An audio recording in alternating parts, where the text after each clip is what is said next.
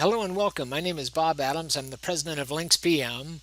We develop Lynx, which is a secure digital photo management software application, and it's used by construction companies, government agencies, and law enforcement agencies worldwide to document their construction projects, case photos, and so forth. I'm going to try and do as many of these little webinars as I can. I get so many requests via social media, email, in person. Some of you may have heard me speak at different conferences. So I'll try and do as many of these as I can. Today we're going to take a look at two requests that I've had recently for some recordings. The first one is, Bob, hello. I'm going to be giving a presentation at an upcoming event on construction management, photo and written documentation applications, quality assurance and control, change orders, daily field reports, etc. And I would love to include some of your material if that's okay. First of all, that's fine. Our YouTube channel is Lynx PM, Lynx PM. And feel free to use any part or all of our recordings, audio, video, as well as anything else you find on the web that I've done, recorded, whether it be audio, visual, images, and so forth. The first time I heard you speak was at the GSA conference in Miami, Florida, and the topic was claim and litigation avoidance and best practices for documenting construction projects. I was wondering if you had a recording of that talk, or do you have any video, audio recordings that I could use? Wow, the GSA conference in Miami, you're dating me. That goes back well over a decade. I don't know if I have that particular talk. I'll certainly look it up and see if I can find it, and I'll certainly address it here in this quick webinar today. You've been doing secure photo documentation for so many years that you always seem to be able to explain the importance of it better than anyone I know, and in a tenth of the time. Well, I've just shot the tenth of a time theory out the window, but thank you. All your years of experience helps everyone quickly understand how important it is and what is so different with construction photo management. If you already have anything posted online or on your website, could you please forward the link to me? Thank you in advance. It would be much appreciated. Again, as I mentioned, we have a YouTube channel. I'll be doing more and more of these webinars, and feel free to email me directly anytime at bob.adams@lynx, Lynx, PM for photomanagement.com. So bob.adams@lynxpm.com. I'll address this in just a moment. Let's go through the second one real quick, and we'll kind of cover both of them together. The second request was, Bob, we have a huge project that's going into its sixth year, and we take very high resolution images to get the best quality photos and the ability to zoom way into a photo to see details. We had a user who wanted to use some of our site images in a PowerPoint presentation. The user wanted the images to fit the frames in the PowerPoint presentation without having to manually resize all the photos. So he selected all images, chose the resize option, and resized all the images to 640 by 480 so they would display better in his presentation. So with now 5 years worth of work to correctly photo document our project has ended up with us having over 65,000 images that are basically now glorified thumbnails. This, of course, there is of course no way to change them back to the original resolution. That's unfortunately correct. It's an honest mistake, and it's just one of many issues that can and will be inadvertently occur when trying to use standard non-vertical applications to manage images. Could you please help me? P.S. I'm putting in a request for links. Could you be so kind as to do a video that addresses this and other common issues when it comes to using off-the-shelf non-vertical software applications for photo documenting construction projects? I'd love to take your comments and feedback and show that to everyone so they might finally get it and understand why the photos are so important and the need for a secure, tamper-proof photo management system is needed to avoid some of the pitfalls of using standard photo management applications to document with, so I don't lose another 5 years worth of work. I think after this they will finally listen to me. Thank you so much. That's painful to hear. I'm sorry about that, and believe me, I hear that all too often. So let's address a couple of things in both of these requests. There is a huge difference between photo documentation and just digital photography. So for example, if we lost all of our vacation photos and scenery photos and photos of the car show that we went to last week and so on, it hurts. but we're not liable for things. In other words, that's not going to ruin our reputation. That's not going to drag us into hundreds of thousands, if not millions of dollars worth of claim and litigation. It couldn't close down our company or certainly hurt and again damage our reputation. So there is a huge difference between photo documentation and then just general photography. Another thing to be aware of that's a major difference is over 90% of all photo management applications are also photo editing applications. And that'll kind of touch on what the second gentleman talked about when he had a user that resized all of his photos. So again, these are photos that you're using to document. So you want to make sure that they're tamper-proof, that they can't be modified in any way, shape, or form, that they're the original photos. And certainly that no one can accidentally rename, resize, move, alter, delete. For example, if you're using a system where you're linking photos and the photo is called Image 1, and you put a link in SharePoint or any other application, a hyperlink to that photo, if a year later somebody comes in and says, well, instead of Image 1, I'm going to call that drainage pipe.jpg, because that's what it is. So they changed the name, and that just broke the link all the way up the chain now, so that image is never going to be found again by image 001. It's no longer called that. So it's very, very imperative that those images be in a secure, tamper-proof system. And again, just for the reasons the second question talked about. And let's look at something like that. So let's look at a couple things. First of all, let's just bring up a standard image right here. Now I'm using Paint, Microsoft Paint. So everybody has this application. It comes with every version of Windows, and it is probably the simplest, most basic of photo editing applications. And remember, I said earlier that most photo management software programs have built-in photo editing so that you can remove red eye and all these other great fun features. The problem with that is you can also alter and edit the content of your images. You can resize your images. So that other poor guy who had 65,000 images that were resized, and we'll take a look at that in just a brief second, he's lost everything. And if fingers start pointing and we get into claims and litigation, if somebody disputes our photographic documentation, we need to be able to prove the integrity.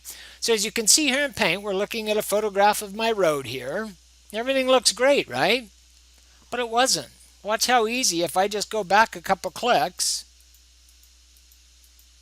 Look at the original state of that photograph. We've got this huge crack that goes all the way down the roadway. We've got a construction vehicle in the photograph that's not supposed to be there at that time.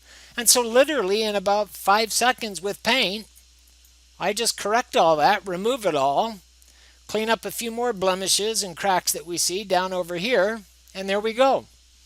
So it's that easy to modify your photographs. And all of your photo management systems do that. So if you don't have a secure tamper-proof system, whether it be Lynx or any other photograph system, make sure that you dispute the validity of other photos if you think something's in question, because most likely it's been altered just like this. It's very, very easy to do things like that.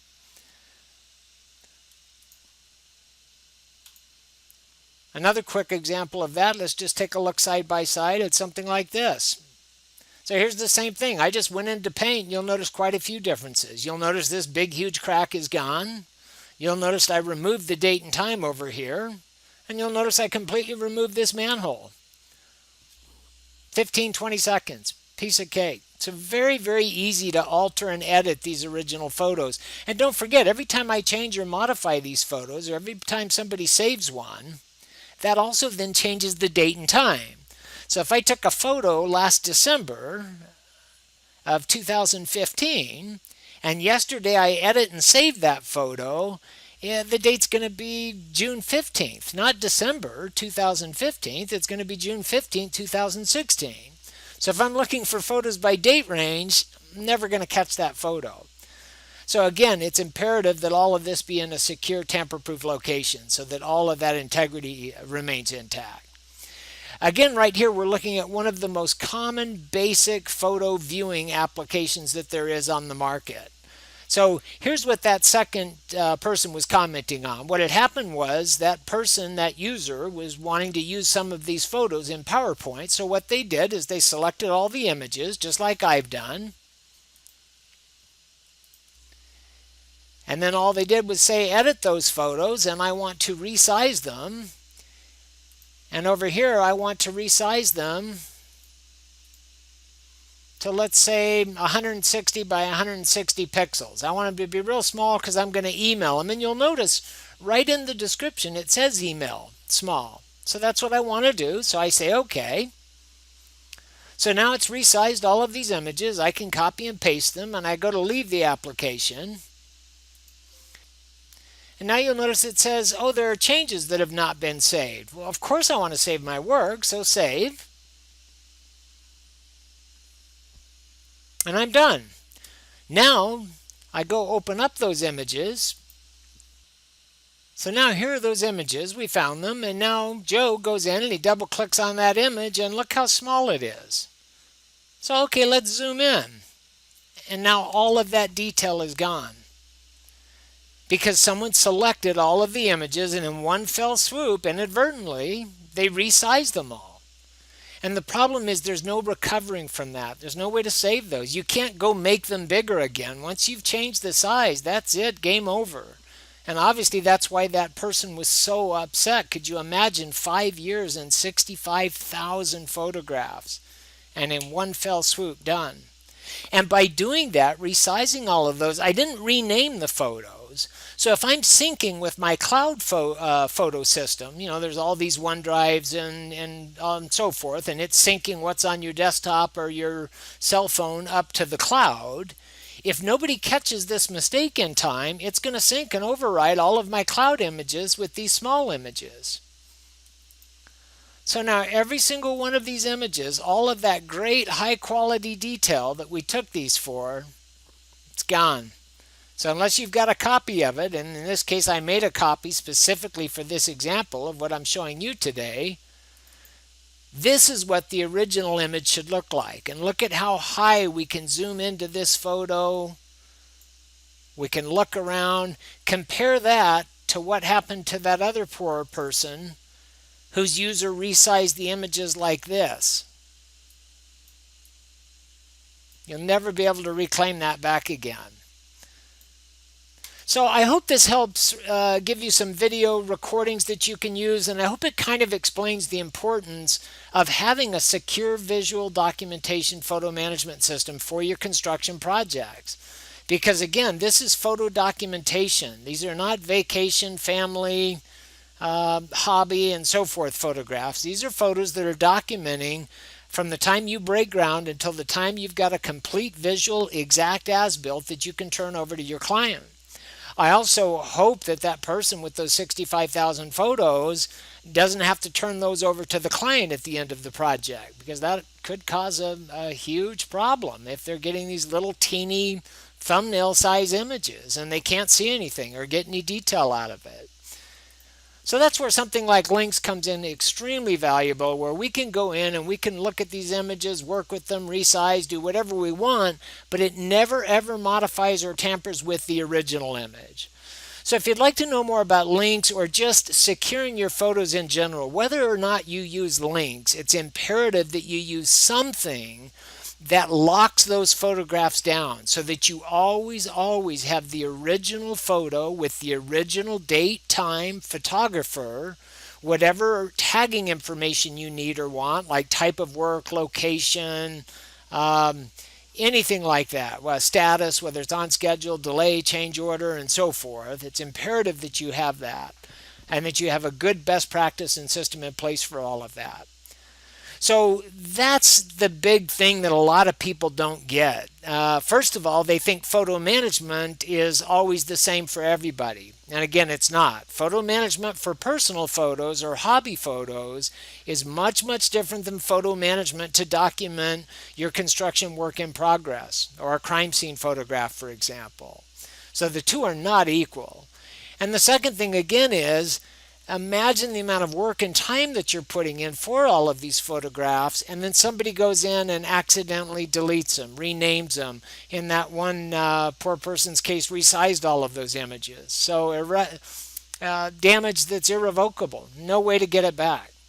Uh, so those are a couple of huge, huge reasons why you need to be concerned about that and think about that. So thank you so much for watching. Again, we're going to try and do as many as we can. We get literally hundreds and hundreds of these requests every year. So I'll keep trying to post these up as much as I can to the YouTube channel. Thank you so much for watching. Have a great day, and I hope to talk to you soon.